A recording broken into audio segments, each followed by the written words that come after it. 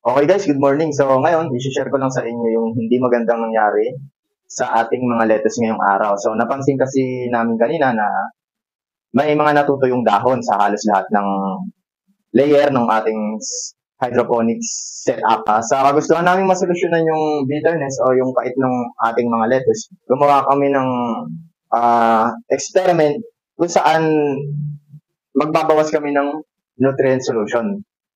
So, meron tayong sabihin nating setup A dito, at meron tayo sa kabila, sabihin na natin setup B.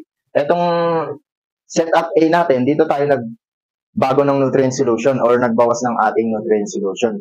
Kanya lang, mukhang napasobra yung bawas natin ng ating nutrient solution.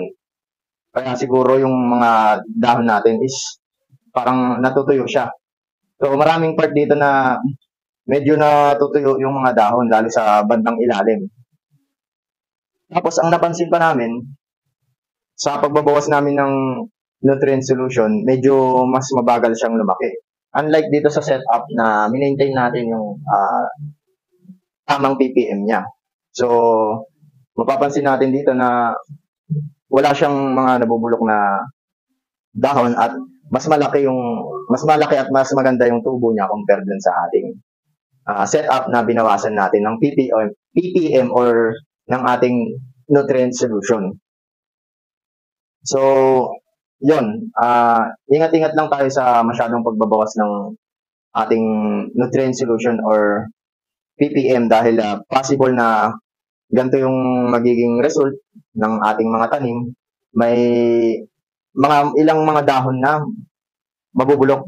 So, sana ma-recover pa natin, dinagdagan na natin yung kanyang nutrient solution or ppm. So sana makahabol pa siya at makarecover pa. So guys, ito nga yung ilan sa mga natutunan at na-analyze natin sa result ng ating ginawang experiment, no? Huwag tayo masyadong magbabawas ng sobra ng ating mga nutrient solution. Or baka naman ang inisip ko ang nangyari, masyadong napaaga naman yung pagbabawas ng ating nutrient solution kasi binawasan natin siya, I think mga 25 days. Siguro dapat 30 days natin siya dapat bawasan ng ating nutrient solution. So, ang magiging cause din ng pagbabawas ng ating nutrient solution based on actual experiment natin is may mga ilang dahon ng ating mga lettuce na mabubulok or malalanta at babagal yung paglaki ng ating mga lettuce. So, hindi lang natin alam kung may ibang factor pa kaya naging ganun yung result ng ginawa nating pagbabawas ng ating nutrient solution. Pero sa tingin ko wala naman kasi may setup A at B tayo na same naman yung water nila sa ng lettuce, same setup din. Halos lahat parehas. Ang iniba nga lang natin is nagbawas tayo ng nutrient solution. Kaya malaki yung possibilities na wala nang ibang factor kaya naging ganun yung result ng ating tanim kung hindi yung ginawa nating pagbabawas ng ating ppm or ng ating nutrient solution.